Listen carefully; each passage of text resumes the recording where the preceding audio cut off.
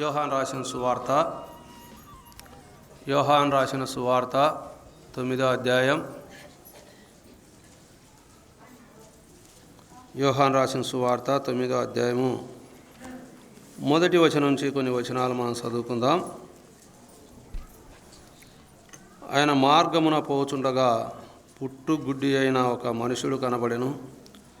ఆయన శిశువులు, బోధకుడా, వీడు గుడ్డివాడై పుట్టుటకు ఎవడు పాపము చేసెను?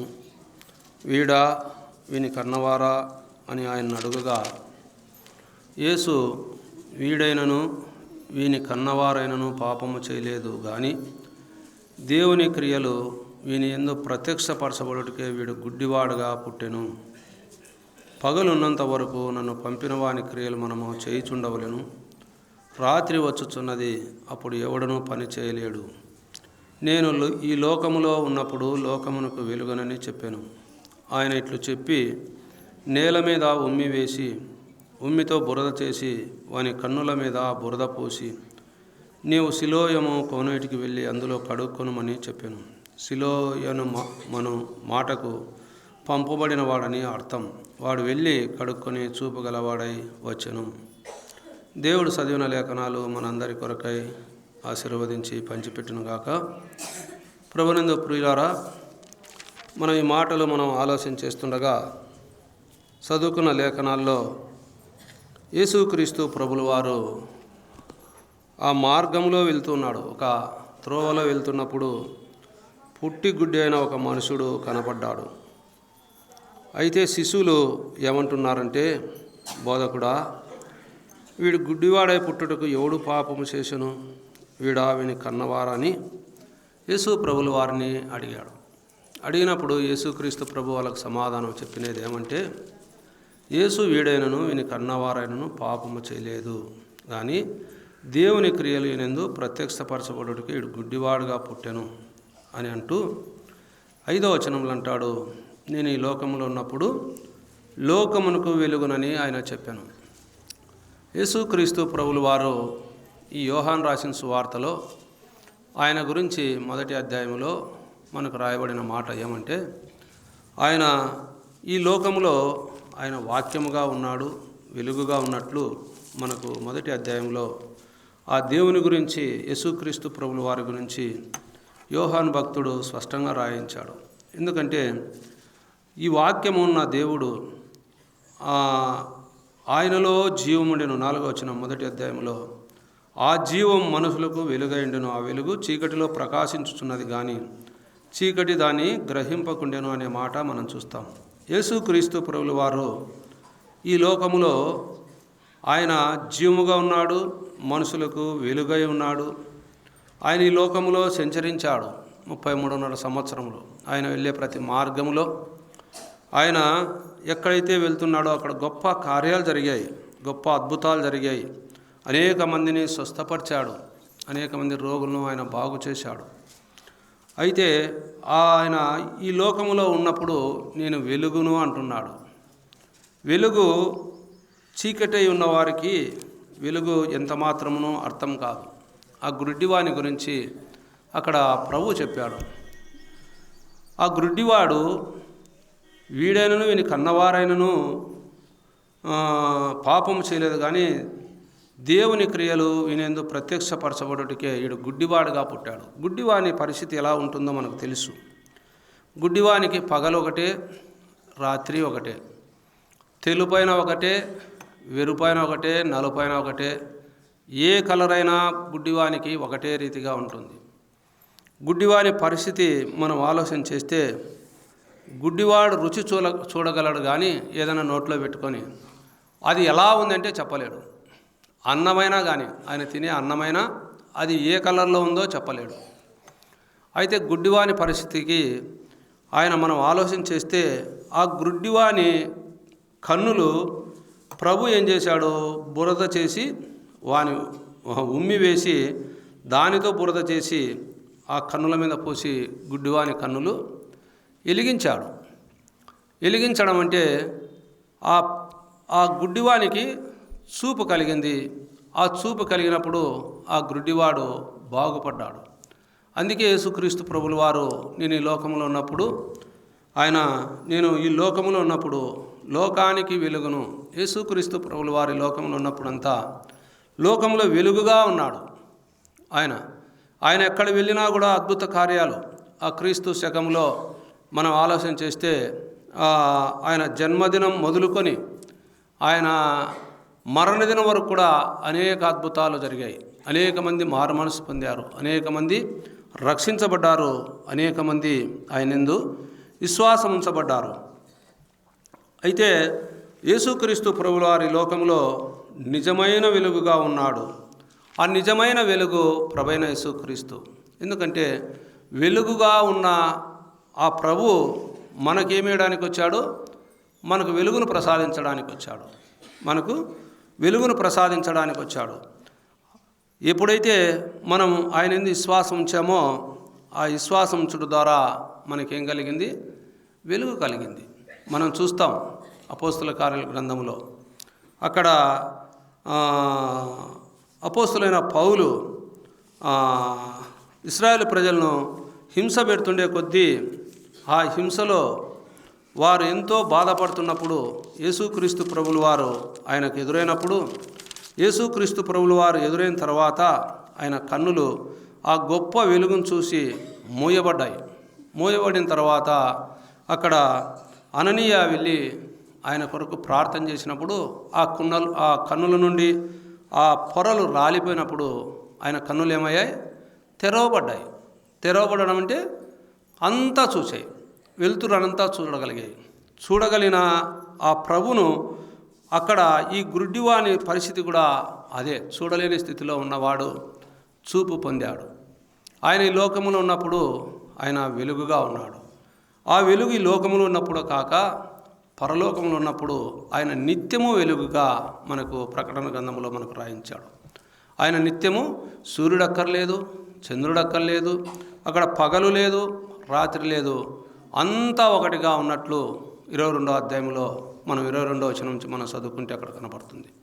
ఎందుకంటే యేసుక్రీస్తు ప్రభువే రాబో కాలానికి ఈ యుగ సమాప్తి అయిన తర్వాత ఆ పరలోకములో యుగయుగాలు రాజ్య పరిపాలన చేయవాడు. ఈ లోకంలో ఉన్నప్పుడు ఆయన వెలుగుగా ఉన్నాను అన్నాడు.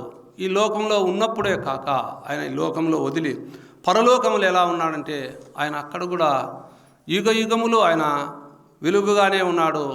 ఏ సూర్యుడు అక్కర్లేకుండా ఉన్నాడు, ఏ చంద్రుడు అక్కర్లేకున్నాడు, పగలు అక్కర్లేకుండా ఉంది, రాత్రి అక్కర్లేకుంది. సమస్తము ఆయన సన్నిధానంలో వెలుగు. అంటే అందుకే ప్రభువైన యేసుక్రీస్తుల వారి గురించి అంతగా రాయబడి ఉంది. ఈ లోకంలో ఆయన ఎన్నోసార్లు నేను వెలుగును అంటూ చాలాసార్లు చెప్తూ వచ్చాడు ఈ యోహాను రాసిన సువార్తలో. అంటే వెలుగు యొద్దకు రావాలి అంటే మనం ఏం చేయాలి? మన క్రియలు ఎలా ఉండాలో 3వ అధ్యాయంలో రాయబడాయి కదా, చూస్తే చూడండి. ఆ వెలుగునంతకు మనం రావాలంటే 3వ అధ్యాయంలో ఒక మాట ఉంది. 19వ వచనంలో, వెలుగు లోకంలోనికి వచ్చిన కానీ తమ క్రియలు చెడ్డవైనందున మనుషులు వెలుగును ప్రేమింపక చీకటినే ప్రేమించిరి. దుష్కార్యం చేయ ప్రతివాడు వెలుగును ద్వేషించును, తన క్రియలు దుష్క్రియలుగా కనపడుకున్నట్లు వెలుగునొద్దకు రాడు. యేసుక్రీస్తు ప్రభులు వారి లోకంలో వెలుగుగా ఉన్నాడు. ఆ వెలుగుగా ఉన్న ప్రభు దగ్గరికి రావాలంటే మనుషులు ఎలా ఉన్నారంటే అక్కడ రాయించాడు. వారు చీకటినే ఎక్కువ ప్రేమిస్తున్నారు. చీకటి దేనికి సాదృశ్యంగా ఉంది? పాపానికి సాదృశ్యంగా ఉంది. అంటే పాపానికి ఎక్కువ బానిసలు అవుతున్నారు. కానీ యేసుక్రీస్తు ప్రభు యందు విశ్వాసం ఉంచి తాము పవిత్రపరచుకొని పరలోక రాజ్యానికి హక్కుదారులు కావాలనే ఆలోచన ఎవరికీ లేదు, లోకంలో చాలామందికి లేదు. అయితే ప్రభు మన పట్ల తన ప్రేమను వెల్లడిపరిచి మనల్ని ఆకర్షించుకొని తన సన్నిధికి నడిపించుకొని గొప్ప రక్షణ ఆ వెలుగులో మనం నడుచుకోవాలని ఆ వెలుగును మనకు ప్రసాదించాడు. అయితే క్రియలు చెడ్డవుగా చేసేవారు దేవుని దగ్గరకు రావాలంటే వారు రారు. అది దేవుడే స్పష్టంగా మనకి వాక్యంలో మనకు తెలియజెప్పాడు. ఎందుకంటే వెలుగు లోకములోనికి వచ్చెను కానీ తమ క్రియలు చెడ్డవైనందున మనుషులు వెలుగును ఎక్కువగా ప్రేమించలేకపోతున్నారు. యేసుక్రీస్తు ప్రభు దగ్గరికి రావాలంటే భయం చాలామందికి. ఎందుకంటే ఆయన పరిశుద్ధుడు. ఆ పరిశుద్ధుడు అయిన దేవుణ్ణి మనము పరిశుద్ధతతోనే ఆరాధించాలి. పరిశుద్ధత కలిగే దేవుని సన్నిధికి రావాలి. పరిశుద్ధతయే ఆయన సన్నిధికి ఎన్నటన్నిటికి అనుకూలము. ఆ పరిశుద్ధత లేకుండా ప్రభు సన్నిధికి రావాలంటే భయం. చాలామంది రాలేక ఉన్నారు. రక్షణ పొందిన వారే రాలేకున్నారు చాలామంది. ఎందుకంటే వారు పాపంలోనే ఉన్నారు. ఇంకా బాప్తీసం తీసుకున్నారు, రక్షణ పొందారు, రక్షణ పొంది కూడా ప్రభును వెంబడించలేక ఉన్నారు. అయితే యోహాను భక్తుడు ఒక మాట మనకు రాయించాడు. ఎందుకంటే యోహాను రాసిన పత్రికలో ఒక మాట ఆయన మనకు రాయించాడు. చూడండి, 1వ అధ్యాయంలో 5వ వచనం నుంచి మనం చదువుకుంటే, యోహాను రాసిన మొదటి పత్రిక 1వ అధ్యాయం 5వ వచనం నుంచి, మేము ఆయన వలన విని మీకు ప్రకటించు వర్తమానం ఏమనగా, దేవుడు వెలుగై ఉన్నాడు, ఆయన యందు చీకటి ఎంత మాత్రము లేదు, ఆయనతో కూడా సహవాసము గలవారమని చెప్పుకొని చీకటిలో నడిచిన ఎడల మనం అబద్ధమాడుచు సత్యమును జరిగింపకుందుము. చూడండి ప్రియులారా, దేవుడు వెలుగు, ఆయన యందు ఎంత మాత్రం చీకటి లేదు. అందుకే ఆయన అంతమందిలో పరిశీలు సద్దుకేలు ఎంతమంది ఉన్నా అంతమందిలో కూడా యూదులతో ఆయన అన్నమాట, నాలో పాపం ఉన్నదని మీలో ఎవరు స్థాపిస్తారు అన్నాడు. అంటే ఆయన వెలుగై ఉన్నాడు, ఆయనలో ఏమాత్రము పాపము లేదు, ఆయనలో ఏమాత్రము రవ్వంతైనా పాపం లేనివాడు, ఆయన పరిశుద్ధుడైన దేవుడుగా ఉన్నాడు. అయితే ఆయనతో కూడా సవాసం గలమారం అని చెప్పుకొని చీకటిలో నడిచినడలా మనం అబద్ధమాడుచు సత్యమును జరిగింపకుందము. ప్రభువైన యేసుక్రీస్తుల వారిని మనము వెరిగి కూడా సహవాసం గలవారం అని చెప్పుకుంటూ పాపము చేస్తే, పాపమును నడుచుకుంటూ ఉంటే, ఆ పాపాన్ని జరిగిస్తూ ఉంటే మనం ఎవరము? మనము అబద్ధమాడుచు సత్యవంతుడైన యేసుక్రీస్తు ప్రభుని మనము ఎరగకున్నట్లు, అంటే జరిగింపకుందము అన్నాడు. అంటే ఆ పాపానికి మనము ఎంత దూరంగా ఉండాలో ప్రభువు ఇష్టపడుతున్నాడు. దేవుడు వెలుగై ఉన్నాడు. అయితే వెలుగులో మనం ఉండి కూడా మనం ఆయనతో సవాసం చేస్తున్నాం, ఆయనతో మనం ఉన్నాం. ప్రతి ప్రభుదినం ప్రభు సన్నిధికి వస్తున్నాం, ఆయన బలలో సవాసం చేశాం. ఇంతసేపు మనం పాపం జరిగిస్తూ మనం చీకటిలో నడిస్తే అదే అక్కడ అన్నమాట. ఆయనతో కూడా సహవాసం గలవారం అని చెప్పుకొని చీకటిలోనే నడుస్తూ మనం సవాసం చేస్తే మనం ఎవరము? అబద్ధికులం. అదే మాటలు కింద కూడా ఉన్నాయి. ఆ మాటలు మనం ఆలోచన చేస్తే మన పాపమును మనం ఒప్పుకునేలా ఆయన నమ్మదగిన వాడును నీతిమంతుడు గనక ఆయన మన పాపమును క్షమించి సమస్త దుర్నీతిని మనం పవిత్రముగా చేయును.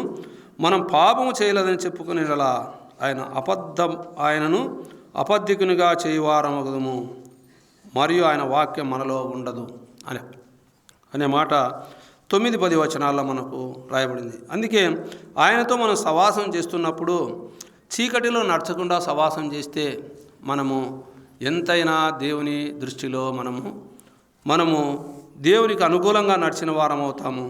అయితే అంతేకాకుండా 7వ వచనంలో అంటాడు, అయితే ఆయన వెలుగులోనున్న ప్రకారము మనమును వెలుగులో నడిచిన ఎడల మనము అన్యోన్యమైన సవాసము కలవారమై ఉందుము.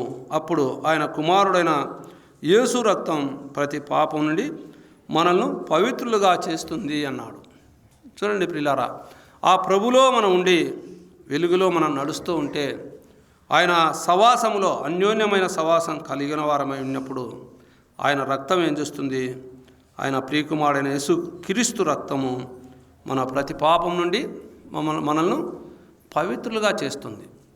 ఆ పవిత్రులుగా చేసేదాన్ని బట్టి మనం దేవుని సన్నిధానంలో మనము ఆయనకు దగ్గరగా ఉంటాం, ఆయనతో సవాసం చేస్తాం.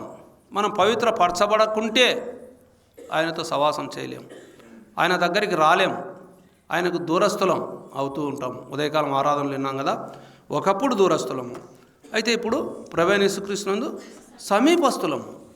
సమీపస్థులమైన మనము ఆయనతో అన్యోన్యమైన సవాసం కలిగి నడుచుకోవాలంటే మనం దేన్ని దూరపరచుకోవాలి? చీకటిని దూరపరచుకోవాలి, పాపాన్ని దూరపరచుకోవాలి.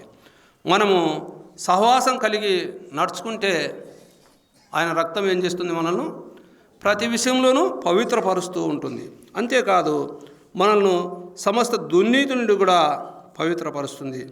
అయితే పాపము చేస్తూ నేను పాపము చేయలేదని ఎవరైతే చెప్పుకుంటారో, అబద్ధాలు ఆడతారో, అటువంటి వారిని ఆయన ఏమంటున్నాడు, వారు అపద్ధికునిగా, ప్రభువుని ఏం చేస్తారో ఆయనను అపద్ధికునిగా చేయవారగుదురు, మరియు ఆయన వాక్యము వారిలో మనలో ఉండదు అన్నాడు. చూడండి ప్రియులారా, వాక్యం మనలో ఉండకపోవడానికి కారణము ఏమిటిది? పాపం.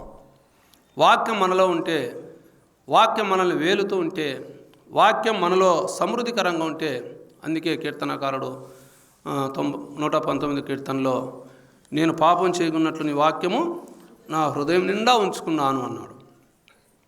అంటే పాపానికి దూరంగా మనం నివసించాలంటే మనకి ఏది అవసరమైంది? వాక్యం అవసరమైంది. వాక్యం అవసరమైంది. కాబట్టి దేవుని సన్నిధికి మనం ఆశతో రాగలగాలి, ఆసక్తితో రాగలగాలి. దేవుని మాటలు, దేవునితో సవాసం చేస్తున్నాను ఒక ఆలోచనతో రావాలి, అనాలోచనతో కాదు. దేవుని సన్నిధికి అనాలోచనతో ఎప్పుడు రాకూడదు. ఒక దేవునితో నేను ఐక్యమవుతున్నానని ఒక ఆలోచనతో రావాలి. దేవుడు మాట్లాడుతున్నప్పుడు, ఆ మాటలు వింటున్నప్పుడు ఆ మాటలు నా కొరకే అని హృదయంలో అనుకోవాలి. మనలో ఏ పాపం ఉందో, ఏ చీకటి ఉందో ఆ చీకటిని ప్రభువా నీ రక్తంలో కడిగివేయి, నేను నీకు సమీపంగా ఉండాలని నా హృదయంలో నేను అనుకుంటున్నాను, నేను మనసారా నిన్ను ఆరాధిస్తున్నాను అని ఎప్పుడైతే నువ్వు హృదయంలో అనుకుంటావో ఆ పాపం నుంచి ప్రభు నిన్ను పవిత్రపరిచి ఆయనకు సమీపస్తునిగా చేసుకోవడానికి ఆయన సిద్ధంగా ఉన్నాడు. అయితే ఆయన దగ్గరికి రాని వారు ఎవరో అక్కడ 3వ అధ్యాయంలో రాయించాడు. ఎందుకంటే వారి క్రియలు చెడ్డ క్రియలు. అందుకే వారి దేవుని దగ్గరికి రావాలంటే వారికి భయం ఎక్కువ. వారు రారు, వారిలో వాక్యం లేదు. ఎందుకు? దేవునితో సవాసం చేస్తున్నామని ఆదివారం వస్తారు, బలలో పాలుపంపులు పొందుతారు, పరిచయలో పాలుపంపులు పొందుతారు, ఇంకంతే. మళ్ళీ ఆదివారం వరకు ఎవరు కనరారు. అటువంటి వారు దేవునిలో ఎప్పుడు కూడా నిలవలేరు. ఆయన వాక్యం మన హృదయంలో ఎప్పుడు నిలవలేదు. ఎందుకంటే ఆయన వాక్యం మన హృదయంలో నిలబడినప్పుడు దేవునితో దినదినము సవాసం చేస్తాం. దేవుడు ఎక్కడుంటాడు? ఎవరు పలకరు? దేవుడు మొట్టమొదటిగా మన హృదయంలో ఉంటాడు, రెండవదిగా మన గృహంలో ఉంటాడు. మనము దేవుని సన్నిధికి వచ్చినప్పుడు మనవన్నీ ఆలకిస్తాడు. అక్కడ దేవుని సన్నిధిలో దేవుడు ఉంటాడు. దేవుని సన్నిధానంలో దేవుడు ఎల్లవేళ ఎదురు చూస్తూ ఉంటాడు. అందుకే ఆరాధన పరిచర్యకు సమయం కాకనే రాండి అని అదే పనిగా ప్రకటన చేసేది. సమయం 9 గంటలు కాకనే మినిమం 5 నిమిషాలన్నా వచ్చి దేవుని కొరకు నువ్వు ప్రార్థన చేసి, ప్రభువా ఈ వారమంతట్లో నువ్వు చేసిన మేలుకని కృతజ్ఞతలు చెల్లిస్తున్నాను, నాకు నా కుటుంబానికి జీవప్రాప్తినిచ్చావు నాయన, మా పనుల్లో తోడుగా ఉన్నావు, మమ్మల్ని సాగించావు, మమ్మల్ని నీ కృపా రెక్కల నీళ్ళ కింద భద్రపరిచి ముందు వెనక విరుపక్కల మీరుని నడిపించావు. నీ సన్నిధిలో నాయన ఉదయం నీ సన్నిధికి వచ్చాను, నాతో మాట్లాడి నా ఆరాధనను అంగీకరించి నీ బలలోనే పాలు పంపులు పొందుతుండగా నన్ను, నా కుటుంబంలో నా ప్రతి అతిక్రమాన్ని కడిగివేసి మమ్మల్ని నీ సన్నిధికి నీకు సమీపంగా ఉన్నట్లు సహాయం చేయమని ఆరాధన చేసుకోవాలి. ఎప్పుడు కూడా ఆయన సన్నిధి మనము విడిచిపెడుతున్నాము అంటే ఆయన వాక్యం మనలో లేదు. ప్రార్థన పెదవులతో చేస్తున్నాం, వాక్యము చెవులారా వింటున్నాం, హృదయంలో దానికి స్థానం వేయలేకున్నాం, దాన్ని దూరపరుచుకుంటున్నాం. కాబట్టి దైవవాక్యానికి మనము మొట్టమొదటి స్థానం ఇవ్వాలి. ఎందుకంటే పాపం మనిషిని ఏం చేస్తుందంటే దేవునికి దూరస్తునిగా చేస్తుంది. అందుకే ఆయన యోహాను రాసిన సువార్తలో 8వ అధ్యాయంలో 12వ వచనంలో ఒక మాట అంటాడు చూడండి. మరలా యేసు, నేను లోకమునకు వెలుగును, నన్ను ఎమ్మడించు వాడు చీకటిలో నాడు ఒక జీవపు వెలుగు కలిగి ఉండునని వారితో చెప్పాను. ప్రభువును ఎమ్మడిస్తే మనం వెలుగులోనే ఉంటాం, ఆయన సన్నిధిలోనే ఉంటాం. వెలుగు ఎక్కడ? దేవుని సన్నిధి. దేవుని సన్నిధి. ఈ లోకం వదిలితే ఎక్కడ ఉంటాం మనం? చీకటిలో ఉంటామా, వెలుగులో ఉంటామా? వెలుగులో ఉంటాం, ఆయన సన్నిధిలో ఉంటాం. ఆయన సన్నిధిలో ఆయన ఎందు విశ్వాసం ఉంచి, ఆయన ఎందు బాప్తీసం తీసుకొని ఆత్మరక్షణ పొంది ప్రభుని ఎమ్మడించి పరలోకంలో నిత్యత్వంలో ఉండాలని మన అన్వేషణ, అంతే కదా. ఆ అన్వేషణకు తగినట్లు మనము నడుచుకోకపోతే ఆ ఉన్నత సింహాసనం మీద ఆసీనుడైన ప్రభును మనం కన్నులారా చూడకపోతే ఏం ఉపయోగం?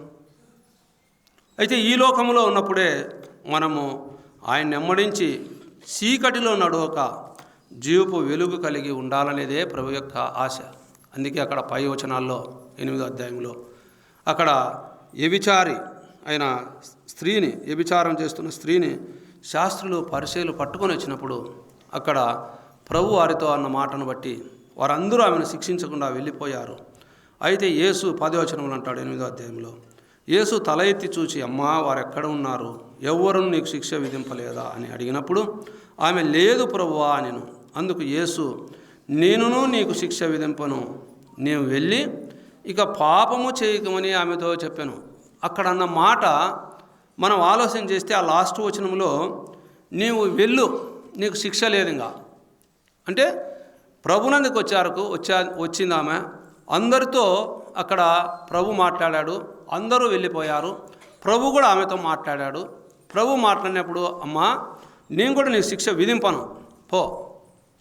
అయితే పాపాలు క్షమించానని అక్కడ రాయలేదు. అక్కడైతే నీ పాపాలు క్షమించబడ్డాయని అక్కడ పచ్చవాయ గలవాని అన్నాడు. పాపాలు క్షమించబడ్డాయి. అంతేకాకుండా లూకా రాసిన సువార్తలు 7వ అధ్యాయంలో ఆయన్ను ప్రేమించిన సహోదరి ఆమె పాపాలు విస్తారంగా చేసిన పాపాలు క్షమించబడ్డాయని రాయించాడు.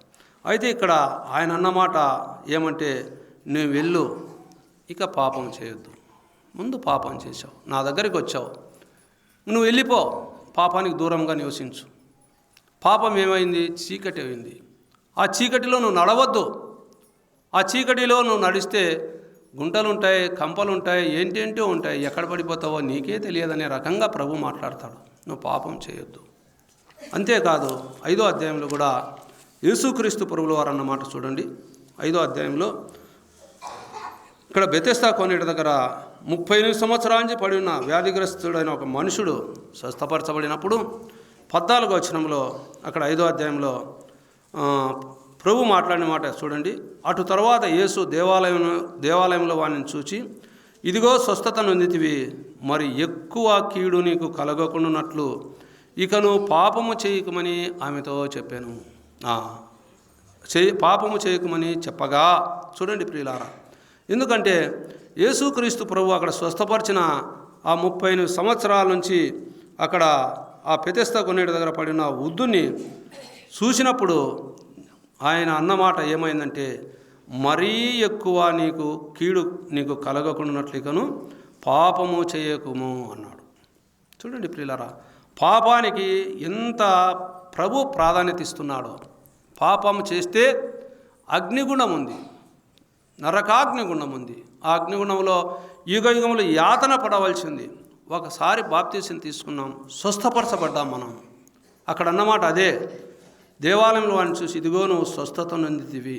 నువ్వు స్వస్థత నొందావు, పాపం నుంచి విడిపించబడ్డావు, శాపం నుంచి నువ్వు విడిపించబడ్డావు, పాతాళం నుంచి లేపబడ్డావు, మరణం నుంచి తిరిగి లేచావు. లేచిన నీకు ఎక్కువ కీడు కలగకుండా ఉండునట్లు నువ్వు ఇక ఎన్నడూ పాపము చేయకూడదు. పాపము చేయకున్నాడు. ఎందుకంటే పాపము ఏం చేస్తుంది? పాతాళము పాపము చేసిన వారిని పట్టుకుంటుంది. యోబు అంటాడు అన్నమాట.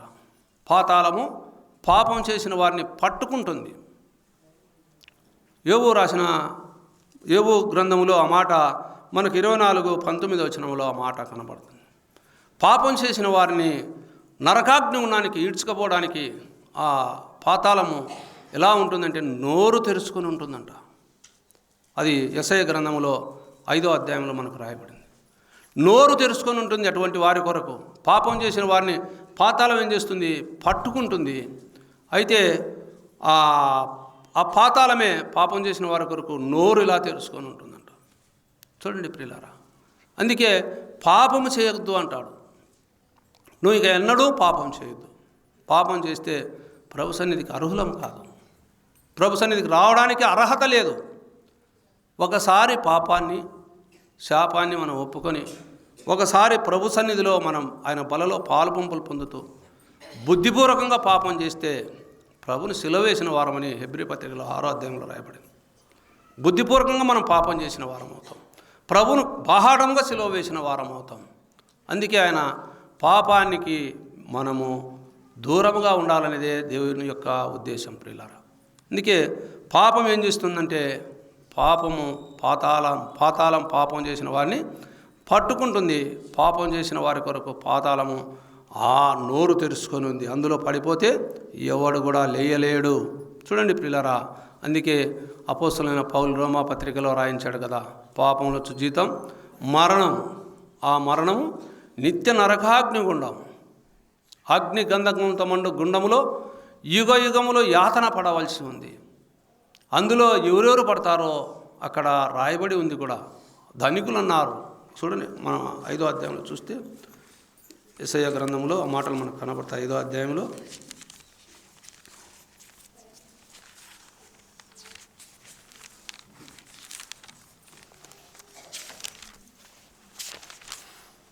చూడండి, 5వ అధ్యాయం 12 నుంచి మనం చదువుకున్న మాట కనబడుతుంది. వారు సితారా, స్వరమండల, తంబూర, సన్నాయిలను వాయించుచు ద్రాక్ష రసము త్రాగుచు విందు చేదురు గాని యెహోవా పని యోచింపరు. ఆయన హస్తకృత్యములను లక్ష్యపెట్టరు. కావున నా ప్రజలు జ్ఞానము లేకయే చెరపట్టబడిపోచున్నారు. వారిలో గనులైన వారు నిరాహారులుగా ఉన్నారు. సామాన్యులు దప్పిచేత జ్వరపీడితులవుతున్నారు. అందుచేతనే పాతాళం గొప్ప ఆశ పెట్టుకొని అపరిమితముగా తన నోరు తెరుచుచున్నది. వారిలో ఘనులు, సామాన్యులు, ఘోష చేయువారును, హర్షించువారును అందరూ పడిపోతారు. చూడండి ప్రియులారా, అందులో పడిపోయేవారు అందరూ ఒకరే కాదు. లోకంలో ప్రభునంది శ్వాసం ఉంచక, ఆయన యందు పాపక్షమాపణ పొందక, ఆయన లోకరక్షకుడని తెలుసుకోక, ఆయన పాపుల్నే రక్షించుటకు ఈ లోకానికి వచ్చాడని గ్రహించక, ఈ లోకంలో వారి ఇష్టానుసారంగా ఎన్ని దినాలు వారు నివసించినా ఒకానొక దినం మరణం అనేది రాక తప్పదు. ఆ మరణము వారిని మృంగివేయక తప్పదు. ఆ మరణం వారిని మింగివేయక తప్పదు. అయితే ప్రభు సన్నిధికి వచ్చిన మనమైన ప్రభును ఆయన సన్నిధిలో మనం ఒప్పుకున్నాం, రక్షించబడ్డాం, ఆత్మరక్షణ పొందాం. మనం మరణాన్ని తప్పించుకున్నాం, పాతాళాన్ని తప్పించుకున్నాం, పరలోక రాజ్యంలో ప్రభుతో కూర్చుండబెట్టుకున్నాం. ఈ భూలోకంలో ఉన్నప్పుడు ఆయనతో ఉన్నాం, పరలోకంలో ఆయనతో కూడా ఉండబోతున్నాం. ఆ వెలుగులో యుగ యుగాలు ఈ లోకంలో ఒకవేళ మనకు పగలు ఉండొచ్చు, రాత్రి ఉండొచ్చు. ఆ లోకంలో రాత్రి లేదు, పగలు లేదు. దివారాత్రములు ప్రభును ఆరాధిస్తూ ఆ ప్రభు సన్నిధానంలో ఆయన రక్తంలో కడగబడిన వారు, ఆయన జీవగ్రంథంలో పేరు రాయబడిన వారు, ఆయన సన్నిధిలో యుగ యుగలో ఆయన ముఖస్తుతి చేస్తూ ఆయన ఆరాధిస్తూ ఆకల్లే, దప్పుల్లే, కష్టాలే, కన్నీళ్ళులే, శ్రమల్లే, బాధల్లే, వేదనలే, ఈ రోగాల్లే. ఇప్పుడు ఈ రోగాలతో బాధపడుతున్నాం ఎంతోమంది. అయ్యో నొప్పులు, మోకాలు నొప్పులు, తలనొప్పి, కడుపు నొప్పి, జ్వరాలు, ఇంకా ఎన్నెన్నో ఉన్నాయి. అయితే ఈ లోకంలో జీవించినంత వరకు ఈ శరీర బలహీనత మనం భరించక తప్పదు. అయితే ఈ లోకం వదిలితే అవన్నీ ఏవీ లేవు. అందుకే ప్రభునందు మృతునందు మృతులు ధన్యులు, వారు తమ ప్రయాసములు మాని నిత్య విశ్రాంతిలోనికి వెళ్ళారు. దైవవాక్యం అదే మన ప్రకటన గ్రంథంలో 14వ అధ్యాయం రాయబడింది. నిత్య విశ్రాంతులు ఈ లోకంలో అన్నీ ఉంటాయి. అయితే ఉన్ననాళ్ళు ప్రభునెరిగి ప్రభు సన్నిధికి వచ్చి ప్రభుతో సవాసం చేసి ఆయనతో మనం ఉండి మనం ఆయనలో ఉంటూ ఆయన వాక్యంలో మనల్ని మనం పరీక్షించుకుంటూ మనం దినదినము ప్రభుకు దగ్గరగా ఉండాలనేదే ప్రభు యొక్క ఇష్టం. అందుకే ఆ పాపంలో వచ్చే జీతం మరణమై ఉన్నదగా, ఆ మరణం నిత్య నరకాగ్ని గుండమై ఉండగా, ఆ నిత్య నరకాగ్ని ఉండలో మనం యుగయుగములు కాలవలసిన వారమై ఉండగా, ఆ యుగయుగములు కాలవలసిన మనల్ని రక్షించడికే ప్రభువైన యేసుక్రీస్తుల వారు ఈ లోకానికి వచ్చాడు. అందుకే లూకా భక్తుడు ఓ మాట రాయించాడు. చూడండి, లూకా రాసిన సువార్తలో 5వ అధ్యాయంలో అందుకే ఆయన అంటాడు. చూడండి, 32వ వచనంలో 31 నుంచి చదువుకుందాం. 30 నుంచి చదువుకుందాం. పరిసయ్యులు వారి శాస్త్రులను ఇది చూసి సుంకలతోనూ పాపులతోనూ మీరేలా తిని త్రాగుచున్నారని ఆయన శిష్యుల మీద సనిగిరి. అందుకు యేసు, రోగులకే కానీ ఆరోగ్యం గల వారికి వైద్యుడు అక్కరలేదు. మారు మనసు పొందుటకై నేను పాపులను పిలవచ్చితిని కానీ నీతిమంతులను పిలవరాలేదని వారితో చెప్పాను. యేసుక్రీస్తు ప్రభులు వారు ఈ లోకంలో పాపులను పిలవచ్చారు. అపోస్తలుడైన పౌలు దానికి ఏం చెప్పాడు?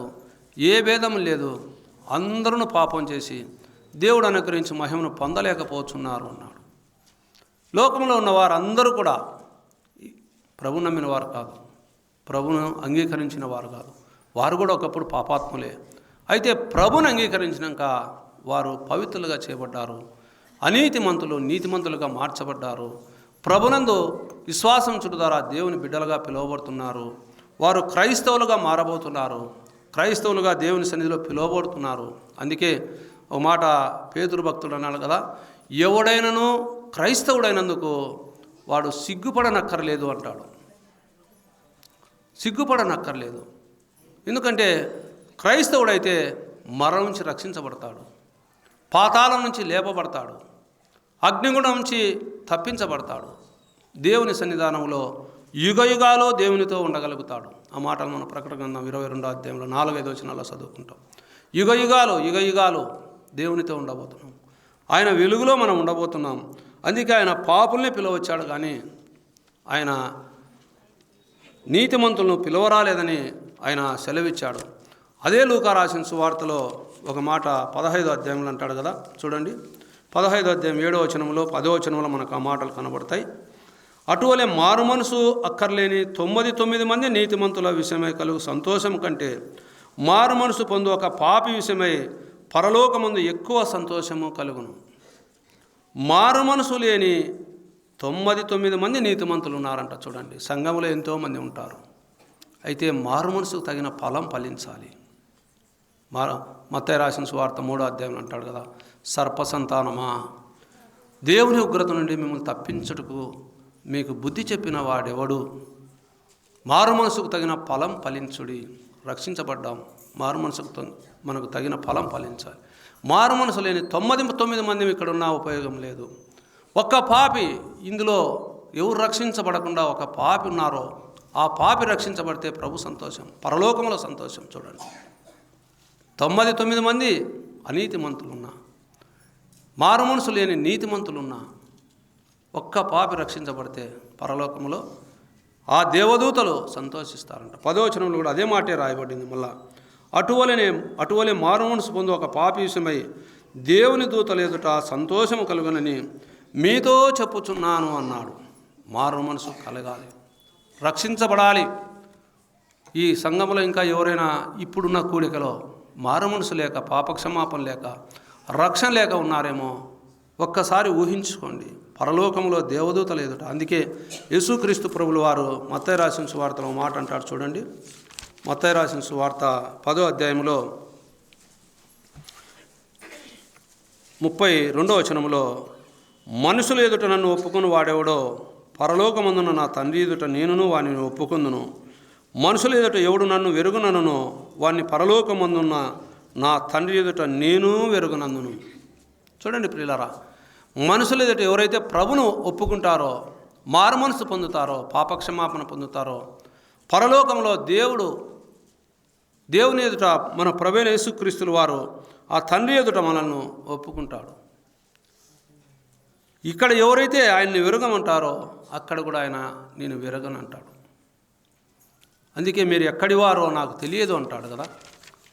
ప్రభువా అని నా సన్నిధికి వచ్చువారిని నేను ఎంత మాత్రమును, అక్కడ మాట ప్రభువా మేము నీ నామను ప్రవచింపలేదా, నీ నామను దయములు ఎట్లగొట్టలేదా, నీ నామను అనేక అద్భుతములు చేయలేదా అని చెప్పుదురు. అప్పుడు నేను మిమ్మల్ని ఎన్నడూనూ వెరగను, అక్రమము చేయవారలారా నా యొద్ద నుండి పొండని వారితో చెప్పుదనని 7వ అధ్యాయం 22-23 వచనాల్లో మత్తయి రాసిన సువార్తలో రాయబడింది. మారు మనసు లేని 99 మంది నీతిమంతుల గురించి మాట్లాడగలిగే మాట అక్కడ మనం చూస్తే, ఒక పాపి మారు మనసు పొందితే పరలోకంలో దేవదూతలు సంతోషిస్తారు. అదే ఈ భూలోకంలో మనుషులు ఎదుట యేసుక్రీస్తు ప్రభువును, యేసు ప్రభువా నా పాపాలు క్షమించు, నన్ను నీ బిడ్డగా చేసుకో, నీ రక్తంతో నన్ను కడిగి నన్ను పవిత్రపరిచి పరలోక రాజ్యములో నాకు స్థానం దయచే ప్రభువా అంటే, ఆ పరలోకంలో దేవుడు నీకు స్థానం ఇవ్వడానికి రెడీగా ఉన్నాడు. ఆ పరలోకంలో నిన్ను ఒప్పుకోవడానికి రెడీగా ఉన్నాడు. ఆ పరలోకంలో నిన్ను చేర్చుకోవడానికి రెడీగా ఉన్నాడు. అందుకే యోబు అంటాడు 34వ అధ్యాయంలో ఒక మాట చూడండి. యోబు గ్రంథంలో 34వ అధ్యాయంలో 31వ వచనంలో, మనకు ఎన్ని అవసరం లేదు, 32వ వచనంలో 31 నుంచి చదువుకుందాం. ఒకడు నేను శిక్ష నొంది తిని నేను ఇకను పాపము చేయను, నాకు తెలియని దాన్ని నాకు నేర్పుము, నేను దుష్కార్యం చేసి ఉన్న ఎడల ఇకను చేయనని దేవునితో చెప్పునా. చూడండి ప్రియులారా, పాపమును గురించి ఒప్పుకునేవారు దేవునికి కావాలి. పాపం చేస్తూ, పాపంలోనే జీవిస్తూ, పాపంలోనే నడుచుకుంటూ అలాగే ముందు కొనసాగుతుంటే అగ్నిగుణానికి సరాసరిగా వెళ్ళిపోతారు. పాపాన్ని ఒప్పుకునేవారు ప్రభు ఇష్టపడతాడు. అందుకే సామెతల గ్రంథంలో మనం చూస్తాం కదా, అతిక్రమములను దాచిపెట్టువాడు వర్ధిల్లడు, వాటిని ఒప్పుకొని ఇడ్చిపెట్టువాడు కనికరం పొందుతాడు అని రాయబడింది. కనికరం పొందుతాడు, వాటిని ఒప్పుకుంటే ఇడిచిపెడితే కనికరం పొందుతాడు, కనికరింపబడతాడు, ప్రభులోనికి పిలుచుకుంటాడు, ప్రభు ఆయన్ను చేరదీస్తాడు వారిని. కాబట్టి ప్రభు సన్నిధిలో మనం ఉన్నాం. మన పాపాలు ఒప్పుకునే స్థితి మనకు కావాలి. అందుకే యాకోబు భక్తుడు అన్నాడు, ఒకని పాపంలో ఒకని ఒప్పుకోవాలి.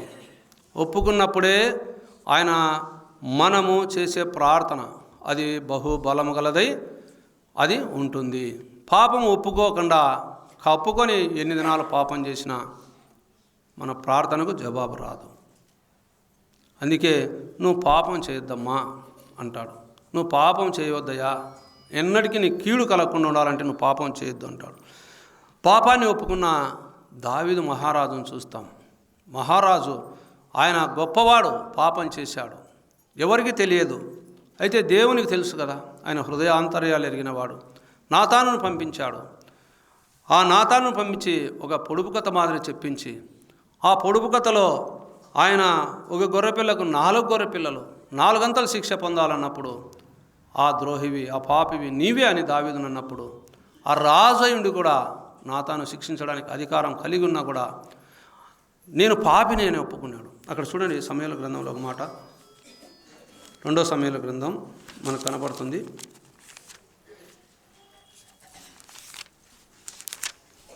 2వ సమూయేలు గ్రంథం 12వ అధ్యాయంలో 13వ వచనం చూస్తే దావీదు అంటాడు, నేను పాపం చేసినని దావీదు నాతానుతో అనగా, నాతాను నీవు చావకుండాన్నట్లు యెహోవా నీ పాపమును పరిహరించెను. చూడండి ప్రియులారా, అందుకే పాపాన్ని ఒప్పుకుంటే ఏముండదు, చావు ఉండదు, మరణం ఉండదు, పాతాళం ఉండదు, అగ్నిగుండం ఉండదు. పాపాన్ని ఒప్పుకున్నాడు దావీదు. అందుకే ఆయన కీర్తనలో అంటాడు కదా, ఆయన మనం ఆలోచన చేస్తే 32వ కీర్తనలో అతిక్రమములను దాచిపెట్టువాడు వర్ధిల్లడు, వాటిని ఒప్పుకొని విడిచిపెట్టువాడు. చూడండి 32వ కీర్తన మాట మనకు కనపడుతుంది.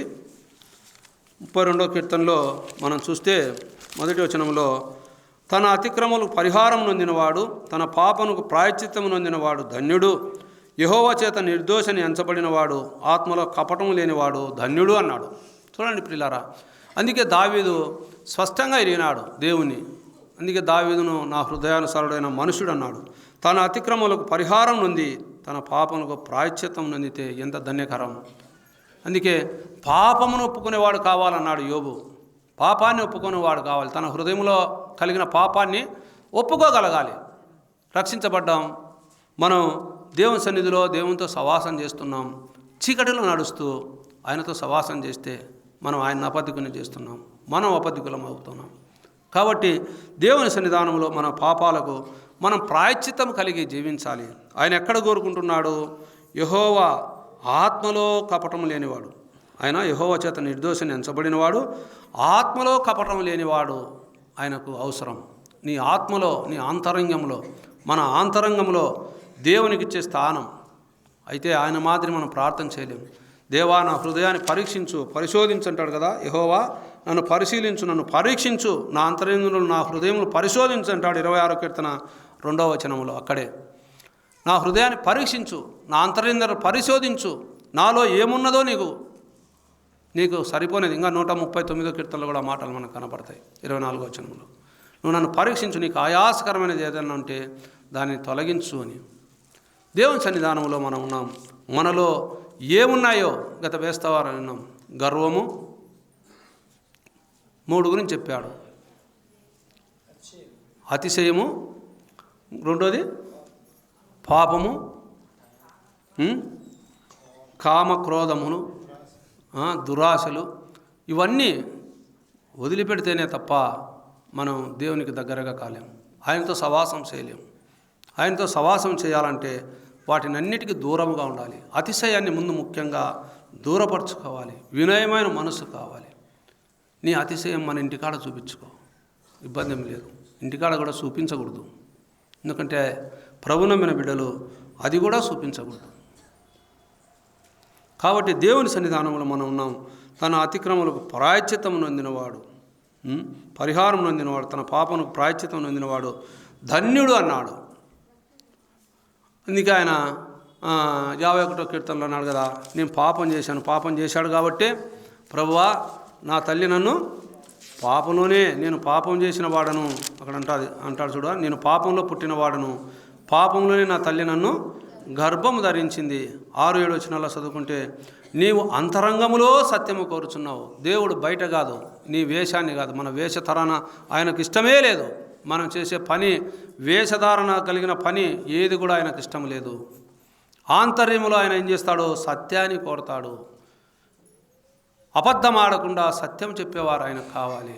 హృదయమార దేవునికి సమర్పించుకునేవారు కావాలి. ఆంతర్యమున నాకు జ్ఞానము తెలియజేయదువు, నేను పవిత్రుడనట్లు హిసోపుతో నా పాపమును పరిహరింపుము, హిమము కంటేను నేను తెల్లగానున్నట్లు నీవు నన్ను కడుగుము అన్నాడు.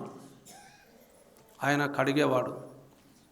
ఆయన సన్నిధికి వస్తే కడిగేవాడు. ఆయన సన్నిధిలో మన పాపాలు తీసివేసేవాడు. ఆయన రక్తంలో మనల్ని పరిశుద్ధులుగా చేసేవాడు అనుదినం. అయితే ఒప్పుకునే నమ్మకత్వం, ఒప్పుకునే మనస్తత్వం ముందు మనకు కావాలి. ప్రభును మనం ఎరిగాము, ప్రభులో రక్షించబడ్డాము, ఆత్మరక్షణ పొందాము. మనం చేసే అతిక్రమాలు ఎన్నో, 1 కాదు 2 కాదు. అందుకే ఆయన అంటాడు, ఎప్పుడైతే నీకు ఒప్పుకొనగలిగే మనసు ఉంటుందో అప్పుడు ఆయన వెనకమ్మడైన చేస్తాడని కీర్తనాకారుడే 32వ కీర్తన మనకు ఆ మాట రాయించాడు. చూడండి 32వ కీర్తన 5వ వచనంలో, నా దోషమును కప్పుకొనక నీ ఎదుట నా పాపము ఒప్పుకొంటిని, యెహోవా సన్నిధి నా అతిక్రమములు ఒప్పుకొందును అనుకుంటుని, నీవు నా పాపదోషమును పరిహరించి ఉన్నావు అన్నాడు. ఆయన పాపదోషాన్ని పరిహరించేవాడు. ఆయన ఎటువంటి వాడంటే ఆయన సన్నిధికి వస్తే ఆయన క్షమించుటకు సిద్ధమైన మనసు కలిగవాడని 86వ కీర్తనలో రాయబడింది. ఆయన క్షమించుటకు సిద్ధమైన మనసు కలిగిన వాడు. ఆయన సన్నిధిలో క్షమాపణ దొరుకుతుంది. 55వ కీర్తన 7వ వచనంలో రాయబడింది. ఆయన సన్నిధిలో క్షమాపణ దొరుకుతుంది. దానియేలు గ్రంథములు అంటాడు, మా పూర్వీకులు పాపం చేశారు, అయితే నువ్వు కృపాతిశయం కలిగిన వాడవు, నువ్వు క్షమించుటకు. ఒక మాట చూడండి దానియేలు గ్రంథంలో ఆ మాట మనం చూస్తే, అక్కడ దానియేలు కూడా ఆ మాట మనకు 9వ అధ్యాయంలో 9వ వచనంలో అంటాడు. చూడండి 9వ అధ్యాయం దానియేలు గ్రంథం 9:9లో 741 పేజీ నెంబరు. మేము మా దేవుడైన యెహోవాకు విరోధముగా తిరుగుబాటు చేసితిమి, అయితే ఆయన కృపాక్షమాపణలు గల దేవుడై ఉన్నాడు. ఆయన సన్నిధికి వస్తే క్షమించుటకు సిద్ధమైన మనసు కలిగిన వాడు.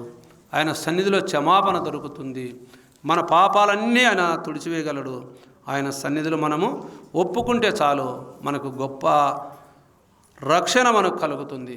రక్షణ లేని వారు యేసుక్రీస్తు ప్రభులు వారిని ఒప్పుకుంటే పాతాళం తప్పించబడుతుంది, అగ్నిగుణం తప్పించబడుతుంది. ఈ లోకంలో చిన్నలే పెద్దలే ఎవరికి సావు అనేది, ఎవరికి కూడా మరణం అనేది అది ఎవరిని తప్పించలేదు. ఎవరైనా సరే, పసిపిల్లలైనా సరే, పెద్దవారైనా సరే, ఎవరైనా సరే, ముసలులైనా సరే, ఆయా సమయాలకు ప్రభు పిలుపు మేరకు అందరం వెళ్ళిపోవాల్సిందే. అయితే ఈ లోకంలో ఉన్నప్పుడు పాపక్షమాపణ పొందకుండా, దేవునికి దగ్గరగా కాకుండా, దేవుని మాటలు ఎన్నోసార్లు వింటూ పెడచెవిన పెడుతూ ఈ లోకంలో కలిసిపోతూ ఉంటే ఒకానొక దినములో మరణము ఆవరిస్తుంది. ఆ మరణములో పాతాళానికి వెళ్ళిపోతాం. ఆ పాతాళము నోరు తెరుచుకొని ఉంది. ఆ నోట్లో పడితే ఎలా ఉంటుంది? ముసలి నోరు తెరుచుకొని ఉంటుంది. మనం చూస్తాం కదా, మామూలుగా ముసలి నోరు తెరుచుకొని ఉంటే ఆ నోట్లో పడితే ఏం చేస్తుంది? అది కొరుకుతుంది. బస్ అయిపోయి అలా. కాబట్టి ప్రభు సన్నిధిలో ఉన్న మనము ఆయనను అంగీకరించి ఆత్మరక్షణ పొందాలి. చూడండి, అందుకే ఆయన యోహాను రాసిన సువార్తలో ఒక మాట 12వ అధ్యాయంలో రాయబడింది. చూడండి, 12:36 94 కొత్త నిబంధన గ్రంథం 94 పేజీ నెంబరు. మీరు వెలుగు సంబంధులగినట్లు మీకు వెలుగుండగానే వెలుగునందు విశ్వాసం ఉంచుడని వారితో చెప్పాను. చూడండి ప్రియులారా, వెలుగుండగానే, వెలుగు మనకొకటి సూచిస్తుంది. వెలుగు ఎప్పుడు ఉంటుంది? మానవుడు చీకట్లోనికి ఎప్పుడు వెళ్ళిపోతాడు? మరణాంధకారంలోనికి ఎప్పుడు వెళ్ళిపోతాడు? ఈ జీవం బయటకు వెళ్ళినప్పుడు, ఈ జీవం హృదయంలో ఈ ఆత్మదీపం వెలుగుతున్నంత వరకు, ఈ వెలుగు ఉండగానే, ఈ ఆత్మదీపం మన హృదయంలో ఉండగానే ప్రభునందు విశ్వాసం ఉంచాలి. అదే ఆయన చెప్పేది అక్కడ. విశ్వాసం ఉంచి మీరు వెలుగు సంబంధులగినట్లు మీకు వెలుగుండగానే వెలుగునందు విశ్వాసం ఉంచండి అన్నాడు. అదే మాట 46వ వచనంలో కూడా రాయించాడు. నా యందు విశ్వాసం ఉంచు ప్రతి వాడు చీకటిలో నిలిచి ఉండకున్నట్లు నేను ఈ లోకమునకు వెలుగుగా వచ్చి ఉన్నాను అన్నాడు. వెలుగుండగానే ఆయన యందు విశ్వాసం ఉంచాలి. అంటే మన హృదయంలో ఈ ఆత్మదీపం ఉండగానే, ముఖ్యంగా యవనస్తులు గమనించాలి. ఎందుకంటే ఈ వెహికల్లలో అలివి కాకుండా స్పీడ్ వెళ్ళిపోతున్నారు పిల్లలు. తల్లిదండ్రులు వారికి వాహనాలు తెప్పిస్తున్నారు. ఎక్కడ రాలిపోతారో భయం లేదు. ఆలోచన చేస్తుంటే తల్లిదండ్రులు పడే కష్టము, ఆ నష్టము, ఆ వారు భరించే బాధ బిడ్డలకు అర్థం కావడం లేదు. అయితే జరగరానే జరిగితే తల్లిదండ్రులు పడే బాధ ఆ పిల్లలకు అర్థం కాదు. ఉంటేనే కదా అర్థమయ్యేది. చూడండి ప్రియులారా, కాబట్టి దేవుడు, సృష్టికర్త అనే దేవుడు నీ దేహంలో నింపిన ఆ ఆత్మదీపం ఉండగానే, ఆ వెలుగు నీలో ఉండగానే ప్రభువుని అంగీకరించి ఆయన యందు విశ్వాసం ఉంచితే, ఆ విశ్వాసము మనం ఎప్పుడైతే ఉంచుతామో ఆ ఆత్మరక్షణ మనం పొందగానే మనము ఆయన యందు విశ్వాసం ఉంచి ఆ వెలుగు సంబంధమగునట్లు మనల్ని మనం ఆ వెలుగులో ముందు కొనసాగాలనేదే దేవుని యొక్క ఉద్దేశం ప్రియులారా. అందుకే యేసుక్రీస్తు ప్రభులు వారు ఈ లోకంలో ఉన్నప్పుడు వెలుగు గురించి ఎన్నో గొప్ప కార్యాలు, ఎన్నో గొప్ప మాటలు రాయించాడు. అయితే అపోస్తులైన పౌలు, అందుకే క్రీస్తు యేసునందున్న వారు ఏ శిక్షా విధి లేదంటూ 2 కొరింథీ రాసిన పత్రిక 5వ అధ్యాయంలో గత డిసెంబర్ 31 తారీఖున ఎవడైనను క్రీస్తునందున్న ఎడల వాడు నూతన సృష్టి, పాతవి గతించిపోయాయి, ఇవిగో కొత్తవి అయిపోయాయి అన్నాడు. అంటే పాతవి గతించిపోయాయి, ఇవిగో కొత్తవి అయిపోయాయి. ఒకప్పుడు మనమందరము చీకటిలో ఉన్నవారమని ఆయన, మీరు పూర్వము చీకటి వింటిరి, ఇప్పుడైతే ప్రభునందు వెలుగై ఉన్నారు అన్నాడు. ఎఫెసీయులకు రాసిన పత్రిక 5వ అధ్యాయం 8వ వచనంలో చూడండి. ఎఫెసీయులకు రాసిన పత్రిక చదువుకుందాం, మాట అవసరము. పూర్వం మీరు చీకటి వింటిరి, ఇప్పుడైతే ప్రభునందు వెలుగై ఉన్నారు. వెలుగు ఫలము సమస్త విధములైన మంచితనము, నీతి సత్యమును వాటిలో కనబడుచున్నది. గనుక ప్రభువుకి ఏది ప్రీతికరమైనదో దానిని పరీక్షించుచు వెలుగు సంబంధుల వలె నడుచుకొనుడి. నిష్ఫలమైన అంధకార క్రియల్లో పాలివారై ఉండక వాటిని ఖండించుడి. ఏలైనగా అట్టి క్రియలు చేయువారు రహస్యమందు జరిగించు పనులను గూర్చి మాట్లాడుటైనను అవమానకరమై ఉన్నది. సమస్తమును ఖండింపబడి వెలుగు చేత ప్రత్యక్షపరచబడినది ఏదో అది వెలుగే కదా. అందుచేత నిద్రించుచున్న నీవు మేల్కొని మృతుల్లో నుండి లెమ్ము, క్రీస్తు నీ మీద ప్రకాశించునని ఆయన చెప్పుచున్నాడు. చూడండి ప్రియులారా, ఎందుకంటే మనం వెలుగు సంబంధం, ప్రభువు మనల్ని వెలుగులోనికి నడిపించాడు. ఒకప్పుడు మనం కూడా చీకటి వారమే, అపరాధముల చేత, ఆరాధనలో కూడా మనం విన్నాం, పాపముల చేత మనం చచ్చిపడి ఉన్న వారమే, పాపములో నివసించిన వారమే, దేవుడంటే తెలియని వారమే, నిరీక్షణ లేని వారమే, అంధకార క్రియలను జరిగిస్తున్న వారమే. అటువంటి మనల్ని ప్రభు తనలోనికి పిలుచుకున్నాడు. అందుకే ఓ మాట తెస్సలోనికి రాసిన పత్రికలో మాట మనకు కనబడుతుంది. తెస్సలోనికి రాసిన పత్రిక 5వ అధ్యాయంలో మనకు కనబడుతుంది. చూడండి 5వ వచనంలో, మీరందరూ వెలుగు సంబంధులను పగటి సంబంధులై ఉన్నారు. మనం రాత్రి వారం కాము, చీకటి వారం కాము. కావున ఇతరుల వలె నిద్రపోక మెలకువగా ఉండి మత్తులం కాక ఉందము. నిద్రపోవారు రాత్రివేళ నిద్రపోదురు, మత్తుగా ఉండవారు రాత్రివేళ మత్తుగా ఉందరు. మనము పగటివారమై ఉన్నాము గనుక మత్తులమై ఉండక విశ్వాస ప్రేమలను కవచము, రక్షణ నిరీక్షణను శిరస్థానము ధరించుకొని ఉందము. ఎందుకనగా మన ప్రభు అయిన యేసుక్రీస్తు ద్వారా రక్షణ పొందుడికే దేవుడు మనల్ని నియమించిన కానీ ఉగ్రత పాలవుటకు నియమింపబడలేదు. చూడండి ప్రియులారా, మనం రక్షణ పొందుడికే ప్రభు పిలిచాడు. మనం ఎవరము? వెలుగు సంబంధులం, ప్రభులో వెలిగించబడిన వారం.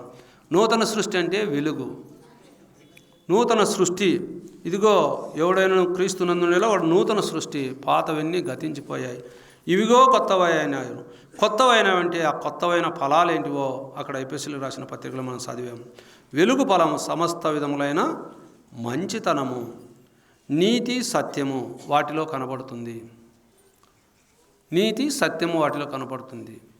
మంచితనముతో ప్రభువైన యేసుక్రీస్తుల వారిని సత్యముతో మనము ఆచరిస్తూ, సత్యం అంటే ఏమిటిది?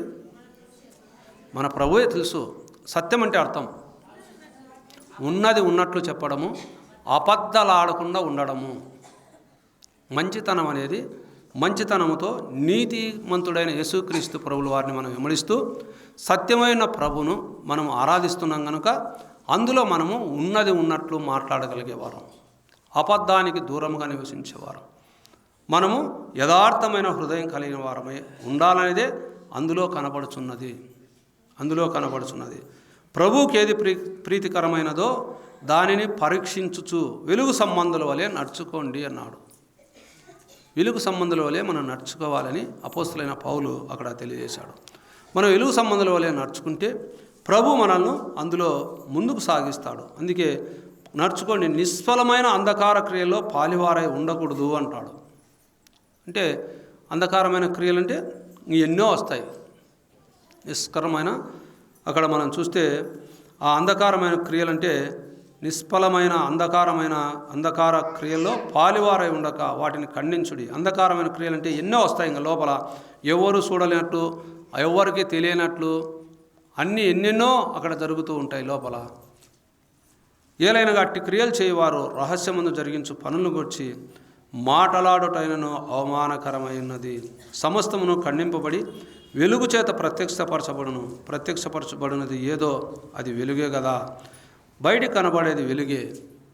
అయితే అంధకార క్రియలు జరిగిస్తే ఆ వెలుగు కూడా ఒకానొక దినములో మనల్ని బయలుపరుస్తుంది ప్రియుల. అందుచేత నిద్రించుచున్న నీవు మేలుకో, మృతుల్లో నుండి లెమ్ము, క్రీస్తు నీ మీద ప్రకాశిస్తాడు. ఒకప్పుడు మనోనేత్రాలకు గుడ్డితనం కలిగిన వారమై ఉన్నాం మనం ఒకప్పుడు. అయితే ఇప్పుడు క్రీస్తు మన యందు ప్రకాశిస్తున్నాడు. అక్కడ ఆ మాటలు కూడా కొరింథీ పత్రికలోనే ఉన్నాయి. మనం చూస్తే 4వ అధ్యాయంలో, 2వ కొరింథీ పత్రిక 4వ అధ్యాయంలో మనకు దేవుడు ఆ మాట రాయించాడు. 4వ వచనంలో, దేవుని స్వరూపమైన క్రీస్తు మహిమ కనపరచు సువార్త ప్రకాశము వారికి ప్రకాశింపకుండా నిమిత్తము ఈ యుగ సంబంధమైన దేవత అవిశ్వాసులైన వారి మనోనేత్రంలో గుడితనం కలగజేసును, అంధకారముల నుండి వెలుగు ప్రకాశించునుగా కానీ పలికిన దేవుడే తన మహిమను గూర్చిన జ్ఞానము యేసుక్రీస్తునందు వెల్లడిపరచుటకు మా హృదయంలో ప్రకాశించెను. చూడండి ప్రియులారా, మన హృదయంలో ప్రభు ప్రకాశించాలి. అంధకార క్రియలో ఆ యుగ సంబంధమైన దేవత మన గుడితనాన్ని తొలగించి ప్రభు మనల్ని వెలిగించాడు. వెలుగు సంబంధం, ఒకప్పుడు మనం పూర్వం చీకటిగా ఉన్నవారం, ఇప్పుడు వెలుగులో ఉన్నాము. ఆ వెలుగు సంబంధమైన మనము ప్రభులో మనం నిత్యము జీవిస్తూ నడుస్తూ ఉండాలి. అందుకే అపోస్తలుడైన పౌలు రోమా పత్రికలు కూడా ఒక మాట మనకంటారు. ఆ వెలుగు ఫలం ఏమైనదో అక్కడ రాయించాడు. చూడండి, 7వ అధ్యాయంలో 6వ వచనంలో మనం చదివితే 138 పేజీ నెంబరు రోమా పత్రిక. ఇప్పుడైతే దేని చేత బంధింపబడితేమో దాని విషయమై చనిపోయిన వారమై, వెలుగంటే ఏమిటిదో అక్కడ చూడండి, అక్కడ రాయించాడు. 7వ అధ్యాయము 6వ వచనం, 138 కొత్త నిబంధన గ్రంథం పేజీ నెంబరు 6వ వచనంలో, ఇప్పుడైతే దేని చేత నిర్బంధింపబడితేమో దాని విషయమై చనిపోయిన వారమై ధర్మశాస్త్రం నుండి విడుదల పొందితిమి కనుక మనం అక్షరానుసారమైన ప్రాచీన స్థితి గలవారం కాక ఆత్మానుసారమైన నవీన స్థితి గలవారమై సేవ చేయుచున్నాము అన్నాడు. మన సేవ ఎలా ఉండాలంటే నవీన స్థితి కలిగి ఉండాలి. ప్రాచీన స్థితి కాదు, పాత స్థితి కాదు. పాత స్థితిలోనే ఉండి మనం సేవ చేస్తే అది నిష్ప్రయోజనమే. నవీన స్థితి కలిగి మనము సేవ చేస్తే అది క్షేమకరము, అది మంచి ఫలమునిస్తుంది. అందుకే ఒకప్పుడు మనము ధర్మశాస్త్రానికి అప్పుడు విలువ ఉండేదని, అయితే ధర్మశాస్త్రం నుండి విడుదల పొందితిమి కనుక అన్నాడు.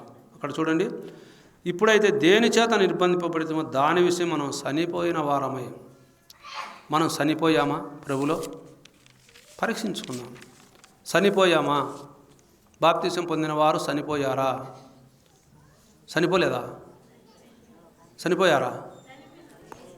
చనిపోయారా బ్రతికారా? బాప్తీసం తీసుకున్నవారు చనిపోయారా బతికారా? 6వ అధ్యాయం చదువుకుందాం. అక్కడే 6వ అధ్యాయంలో మనం చూద్దాం. మొదటి వచనం నుంచి కొన్ని వచనాలు చదువుకుందాం. అలాగైనా ఏమందము, కృప విస్తరింపవలెనని పాపమందు నిలిచిందుమా? అట్లనరాదు. పాపం విషయమే చనిపోయిన మనము ఇక మీదట ఎలాగూ దానిలో జీవిస్తాం? క్రీస్తు యేసులోని బాప్తిసం పొందిన మనమందరము ఆయన మరణంలోని బాప్తిసం పొందితమని మీరు ఎరగరా? కాబట్టి తండ్రి మహిమ వలన క్రీస్తు మృతుల్లో నుండి ఎలాగూ లేపబడినో అలాగే మనమును నూతన జీవం పొందు వారమై నడుచుకున్నట్లు మనము బాప్తిసం వలన మరణంలో పాలు పొందుటకై ఆయనతో కూడా పాతిపెట్టబడితిమి. మరణించామా బ్రతికున్నామా? ఇప్పుడు చెప్పాలి. మరణించాం కదా, పాపం లేసమే మనం చనిపోయాం, పాతిపెట్టబడ్డాం. దానికి మనకు స్థానం లేదు, దాంట్లో మనకు ప్రవేశం లేదు. చూడండి 8వ వచనం చదువుకుందాం. అక్కడే 6వ అధ్యాయం 8వ వచనం. మనం క్రీస్తుతో కూడా చనిపోయిన ఎడల మృతుల్లో నుండి లేచిన క్రీస్తు ఇకను చనిపోడనియు మరణమునకు ఇకను ఆయన మీద ప్రభుత్వం లేదని ఎరిగి ఆయనతో కూడా జీవించుదమని నమ్ముచున్నాము. ఏలైనగా ఆయన చనిపోడు చూడగా పాపం విషయమై ఒక్కమారే చనిపోయిన కానీ ఆయన జీవించుడు చూడగా దేవుని విషయమై జీవించుచున్నాడు. అటువలే మీరును పాపం విషయమై మృతులుగాను దేవుని విషయమై క్రీస్తు యేసునందు సజీవులుగాను మిమ్మల్ని మీరే ఎంచుకోండి. మనము మరణించాం, బ్రతికాం, సజీవులం. ఇప్పుడు సజీవులమైన మనము పాపం జోలికి వెళ్తూ ఉంటే మనము అక్కడ మాట ఉంది చూడండి, ఆ పాపము అట్లనరాదు, అక్కడ కృప విస్తరింపవాలని పాపమందు నిలిచి ఉందమ్మా. కృప పాపం నుండి విస్తరిస్తుందా? విస్తరించదు, దానికి స్థానం లేదు కృపకు. పాపం లేని వారిలోనే కృప విస్తరిస్తుంది. కాబట్టి పాపానుముల విషయంలో మనం చనిపోయాం, దేవుని విషయంలో బ్రతికించబడ్డాం.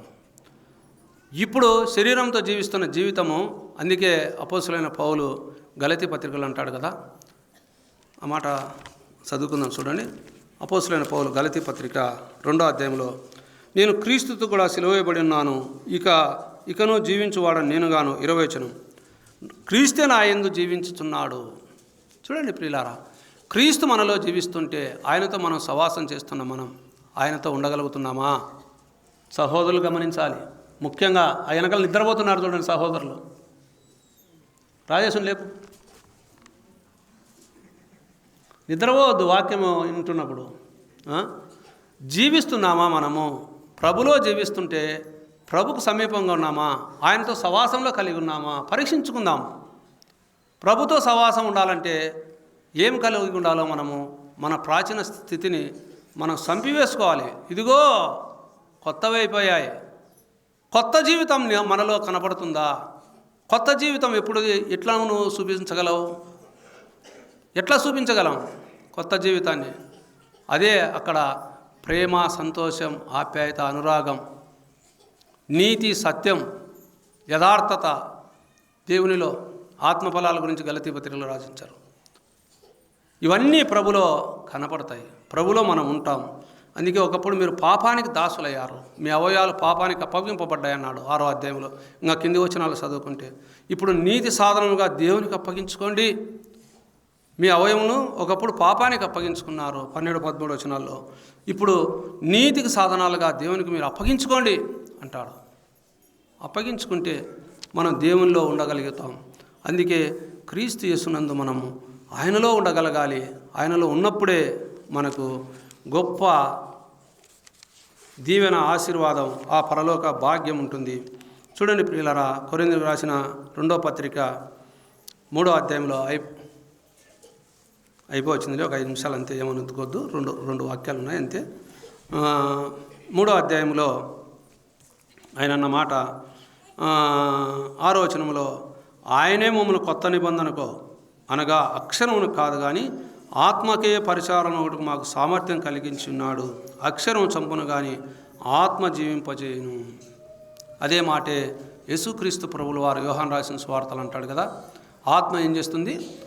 జీవింపజేస్తుంది. శరీరం కేవలం నిష్ప్రయోజనము అన్నాడు. యోహాను రాసిన సువార్త 6:63లో ఆ మాట మనకు కనపడుతుంది. శరీరం కేవలం నిష్ప్రయోజనం. ఈ శరీరంతో ఎన్నాళ్ళు జీవించిన శరీరాన్ని మనం వదలక తప్పదు. నీ ఆస్తి, అంతస్తు, శరీరంలో ఉన్న వంగరాలు, మొక్కునెత్తులు, మల్తాడు అన్నీ మొత్తం వదిలిపెట్టాల్సి వస్తుంది. ఆ శరీరం అంతా కేవలం నిష్ప్రయోజనం. ఇదంతా అక్షరానుసారమైన జీవితం, ఆత్మానుసారమైన జీవితం.